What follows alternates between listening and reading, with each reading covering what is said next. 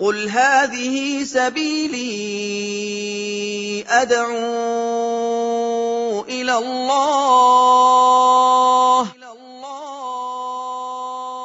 المكتب التعاوني للدعوة والإرشاد وتوعية الجاليات بحي العزيزية بالرياض.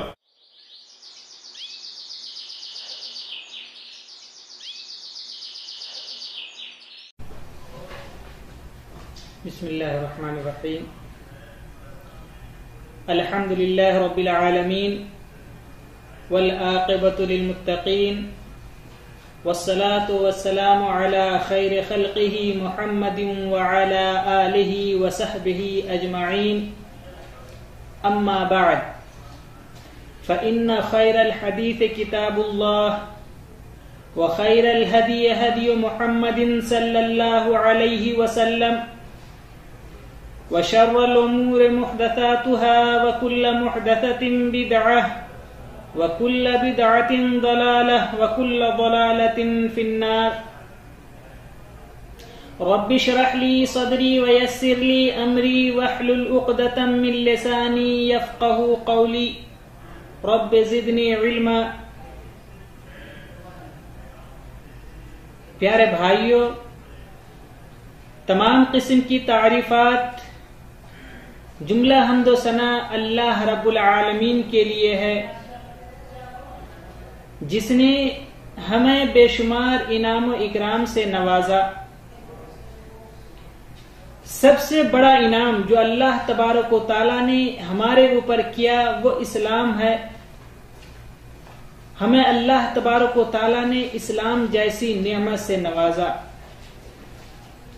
اور ہمیں اس دنیا اور آخرت دونوں میں کامیاب ہونے کے لیے اللہ تبارک و تعالی نے اپنے آخری نبی حضرت محمد رسول اللہ صلی اللہ علیہ وسلم کو بھیجا، جس نے ہمیں اس دنیا کے اندر ان کے بتائے ہوئے طریقے کے مطابق اگر زندگی گزاری تو ہم اس دنیا اور آخرت دونوں میں کامیاب ہوں گے.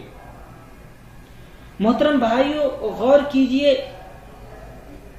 کہ انسان اس دنیا کے اندر بہت ہی زیادہ محنت کرتا ہے، بہت ہی زیادہ مشقت کرتا ہے، بہت ہی زیادہ تکلیفیں جھیلتا ہے اور اس کے بعد مال جمع کرتا ہے اور وہ مال جمع کرتا ہے، پھر اس کے بعد اپنے آل اولاد کو خوش رکھتا ہے، اپنے آل اولاد کے لیے محنت کرتا ہے تاکہ اس کے بچے، اس کی اولادیں خوش رہے، جسے اللہ تبارک و تعالیٰ نے فرمایا کہ المال والبنون زینت الحیات الدنیا، کہ مال اور یہ اولادیں دنیا کی زینت ہے. والباقیات الصالحات، اور جو باقی رہنے والی چیزیں ہیں وہ نیک کام ہے. دنیا کے اندر جو نیک کام کرتا ہے وہی اسے آخرت کے اندر فائدہ دے گا. محترم بھائیو، غور کیجئے کہ دنیا کے اندر جتنے بھی انسان ہیں سب کو ایک دن مرنا ہے. یعنی ہم سے پہلے جتنے بھی لوگ گزرے وہ اس دنیا کے اندر تھے، لیکن پھر اس کا موت ہو گیا، اس کا انتقال ہو گیا اور وہ اس دنیا سے رخصت ہو گئے. ایسے ہی اس دنیا سے ہمیں ایک دن جانا ہے. ہر انسان کو ایک دن اس کا وقت مقرر ہے، اس وقت مقررہ پر اس دنیا سے کوچ کر جانا ہے، اس دنیا سے رحلت کر جانا ہے. اس دنیا میں کوئی بھی آدمی ہمیشہ باقی نہیں رہے گا. لہذا جس کے لیے وہ مشقت اٹھاتا ہے، جس کے لیے وہ پریشان ہوتا ہے، جس کے لیے وہ تکلیفیں جھیلتا ہے، مال، اولاد، نیک کام یا اس کا جو عمل ہے وہ عمل، اسے، اس انسان کو یہ جو تکلیفیں جھیل کر کے ایک دن اس دنیا سے جانا ہے. چنانچہ اسے بھی ایک دن مرنا ہے. جب اس کے موت کا وقت قریب آ جائے گا، اسے اس دنیا سے کوچ کرنے کا وقت آئے گا، موت آئے گی اور اسے مرنا ہے. پھر مرنے کے بعد اسے قبر میں داخل ہونا ہے. اس کے آل اولاد اسے، ان کے اقربا اسے لے کر کے قبر تک جائیں گے، پھر اس کے بعد اسے قبر کے اندر داخل کر دیں گے. اب غور کیجئے کہ قبر تک ان کے 3 چیز جاتے ہیں، ان کا مال، ان کے اولاد و اقربا، ان کے اعمال، 2 چیز وہاں سے واپس آ جاتے ہیں. کیا مال اس کا واپس آ جاتا ہے، ایسے ہی اس کے اولاد، اس کے اقربا سب واپس آ جاتے ہیں، اس کا عمل اس کے ساتھ باقی رہ جاتا ہے. اور قبر میں داخلے کے بعد جب اس کے اقربا اسے قبر کے اندر دفنا دیں گے تو وہاں پہ 3 سوال کیا جائے گا، اور جو ان 3 سوالوں کا صحیح جواب دے دے گا تو سمجھ جائیے کہ وہ شخص کامیاب ہو گیا. اور جو شخص ان 3 سوالوں کا جواب نہیں دے پائے گا سمجھ لیجئے کہ وہ ناکام، ہلاک و برباد ہو گیا. اس میں سے سب سے پہلا سوال ہوگا من ربک، کہ تمہارا رب کون ہے، تمہارا پالنے والا کون ہے، تمہارا خدا کون ہے. جس شخص نے اپنے رب کو پہچانا، اپنے رب کو جان لیا، اپنے معبود حقیقی کو پہچان لیا تو سمجھ جائیے کہ وہ شخص کامیاب ہو گیا. پھر اس کے بعد سوال ہوگا کہ من نبیک، تمہارا نبی کون ہے. جس شخص نے اپنے نبی کو پہچانا، اپنے نبی کو جانا، اپنے نبی کو پہچاننے کے بعد ان کے فرمودات کے مطابق اپنی زندگی گزارا تو سمجھے کہ وہ کامیاب ہو گیا. تیسرا سوال ہوگا کہ ما دینک، تمہارا دین کیا ہے. اگر جس شخص نے دین اسلام کو پہچانا، اس کے بتائے ہوئے طریقے کے مطابق اپنی زندگی گزارا تو پھر یہ جان لیجئے کہ وہ کامیاب ہو جائے گا. محترم بھائیوں، میں نے پچھلے اس میں بتایا تھا کہ لا الہ الا اللہ کا کیا معنی ہے. اب میں یہ بتانا چاہتا ہوں اس میں کہ محمد رسول اللہ کا کیا معنی ہے. جب ہم نے اللہ کے رسول حضرت محمد صلی اللہ علیہ وسلم کو پہچان لیا، پہچاننے کے بعد ہم نے اس بات کا اقرار کیا کہ وہ اللہ تبارک و تعالیٰ کے بندے اور ان کے رسول ہیں.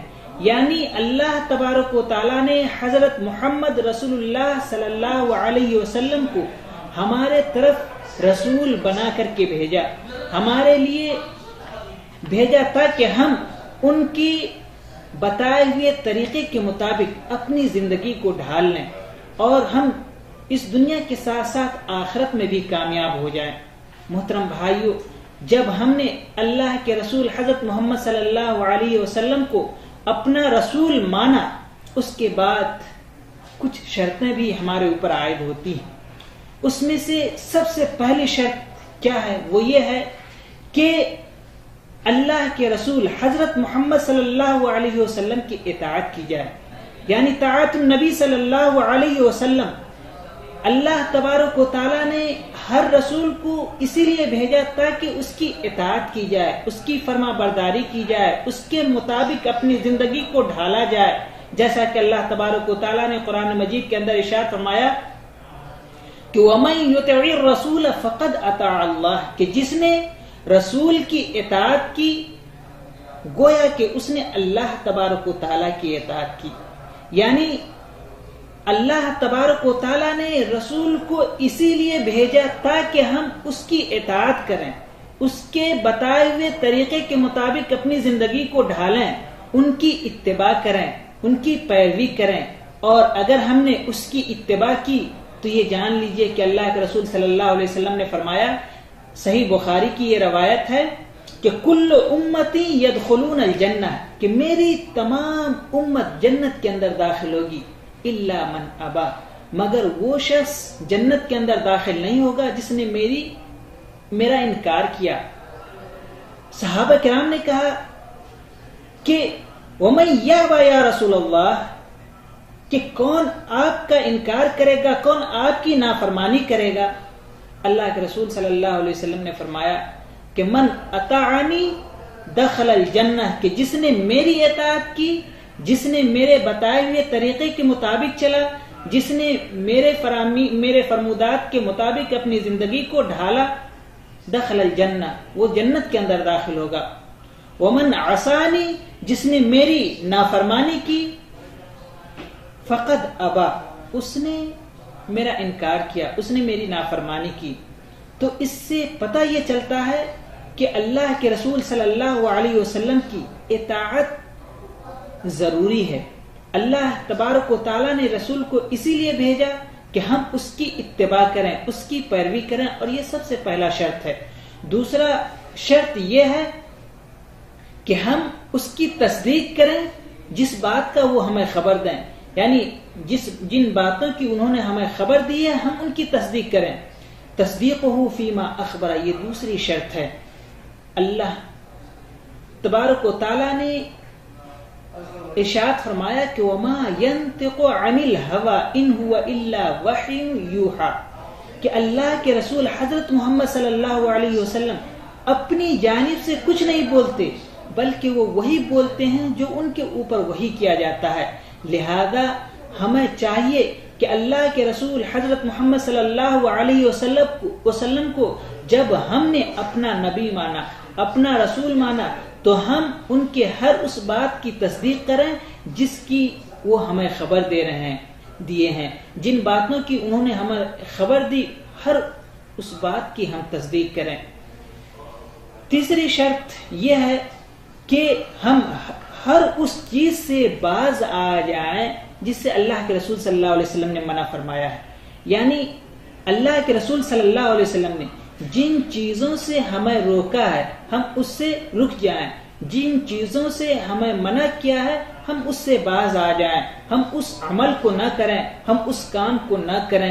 جیسا کہ اللہ کے رسول صلی اللہ علیہ وسلم نے سب سے پہلے شرک سے ہمیں روکا کہ ہم اللہ کے ساتھ کسی دوسرے کو شریک نہ کریں، یہ شرک سب سے بڑا گناہ ہے. ایسے ہی کبائر گناہ جو ہیں ہم اس سے باز آ جائیں، ہم اس کا مرتکب ہم نہ ہوں، ہم اس کو نہ کریں. ایسے ہی موبقات جو ہیں ان سے اللہ کے رسول صلی اللہ علیہ وسلم نے ہمیں منع کیا ہے، ہم اس سے باز آ جائیں، ہم اس کو نہ کریں. ایسے ہی جو چھوٹے چھوٹے گناہ ہیں ہم اس سے باز آ جائیں، اسے نہ کریں، مکروہات سے ہم بچے رہیں. محترم بھائیو، یہی یعنی جو اللہ کے رسول صلی اللہ علیہ وسلم نے ہمیں جن چیزوں سے منع کیا ہے اگر ہم اس سے باز آتے ہیں تو یہ جان لیجئے کہ یہی چیز اللہ کے رسول صلی اللہ علیہ وسلم سے محبت کی علامت ہے، محبت کی دلیل ہے. اور محبت جب اللہ کے رسول صلی اللہ علیہ وسلم سے ہوگی تو اسی کے مطابق ہمارے ایمان میں زیادتی ہوگی اور ہم اسی سے کفر سے، فسق سے اور برائیوں سے ہم بچے رہیں گے اور اس سے ہمیں نفرت ہوگی. اور چوتھی شرط یہ ہے کہ ہم اللہ تبارک و تعالیٰ کی عبادت ویسے ہی کریں جیسا کہ اللہ کے رسول صلی اللہ علیہ وسلم نے ہمیں بتایا ہے، کیونکہ عبادت کے اندر یہ توقیفی ہے. ہم اللہ تبارک و تعالیٰ کی عبادت ویسے ہی کریں جیسا کہ اللہ کے رسول صلی اللہ علیہ وسلم نے ہمیں عبادت کر کے بتایا ہے. اور یہی اللہ کے رسول صلی اللہ علیہ وسلم کو اپنا رسول ماننے کا فائدہ ہے. اور اپنا رسول جب ہم نے مان لیا تو اللہ کے رسول صلی اللہ علیہ وسلم نے جن باتوں کی ہمیں حکم دی ہے ہم ان کو کریں، اور جیسے انہوں نے ہمیں اللہ رب العالمین کی عبادت کرنے کے لیے بتایا ہے ویسے ہی ہم اللہ رب العالمین کی عبادت کریں.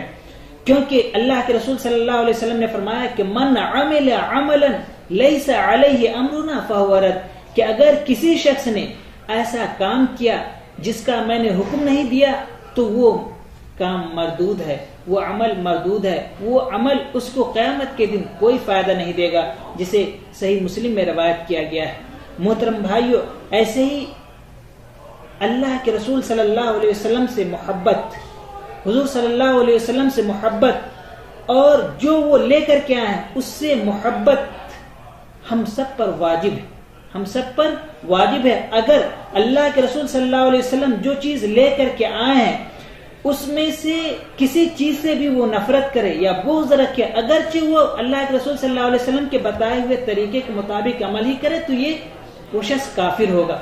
ایسے ہی صرف اللہ کے رسول صلی اللہ علیہ وسلم سے زبان سے محبت کا دعویٰ کرے لیکن عمل نہیں کرے تو اس کو بھی کوئی فائدہ نہیں پہنچائے گا، بلکہ محبت اللہ کے رسول صلی اللہ علیہ وسلم سے اس وقت فائدہ پہنچائے گا اگر وہ شخص اللہ کے رسول صلی اللہ علیہ وسلم کے بتائے ہوئے طریقے کے مطابق عمل کرتا ہے. ایسے ہی زیادہ سے زیادہ اللہ کے رسول صلی اللہ علیہ وسلم پر درود و سلام بھیجنا، اور یہ اللہ کے رسول صلی اللہ علیہ وسلم سے محبت کی علامت ہے۔ ایسے ہی اللہ کے رسول صلی اللہ علیہ وسلم سے محبت کی علامت یہ ہے کہ اپنے اخلاق کو اللہ کے رسول صلی اللہ علیہ وسلم کے اخلاق کریمہ کے مطابق بنائے، ڈھالے، کیونکہ اللہ کے رسول صلی اللہ علیہ وسلم ہی ہمارے لیے اسوہ ہے۔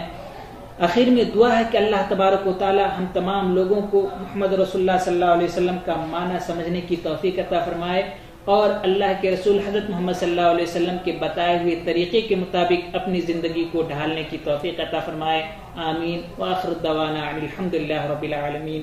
السلام علیکم ورحمۃ اللہ وبرکاتہ۔